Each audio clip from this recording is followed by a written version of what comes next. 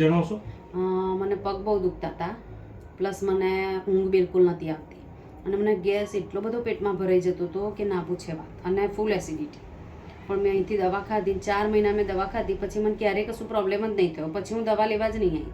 4-5 મહિનાનો સચિનભાઈ જે કોર્સ મને આપ્યો હતો એ કોર્સ મેં પૂરો કર્યો, પછી હું અહીં દવા લેવા આવી જ નહીં. મને બધો પ્રોબ્લેમ સોલ્વ થઈ ગયો. ઓકે. આના સિવાય તમને આંતરિક બીજી કોઈ સમસ્યા હોય? ના, કોઈ જ નહીં. ગાયને કોઈ પ્રોબ્લેમ કે કશું જ નહીં, કશું.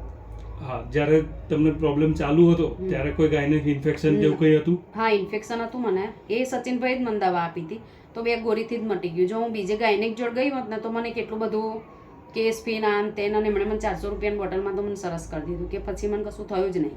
ઓકે. તો તમને સોનોગ્રાફીના પૈસા બચી ગયા? હા, સોનોગ્રાફીના અને 2 કલાક બેસી રહેવાનું ને એની કેસ ફી ને. યસ. ટૂંકમાં હવે તમને સારું? મસ્ત. સારું. અને આ વાતને કેટલો ટાઈમ થયો હવે તમારું રેગ્યુલર બધું રૂટીન આવી ગયું છે? હા, એટલે લગભગ મારી દવા કરે તો લાસ્ટ યર કરી હતી. હા, પણ ટૂંકમાં હવે તમને રૂટીન સરસ? હા, બધું ફાઇન છે. બહુ સરસ. બધું. ચલો, thank you very much. Thank you Sachin.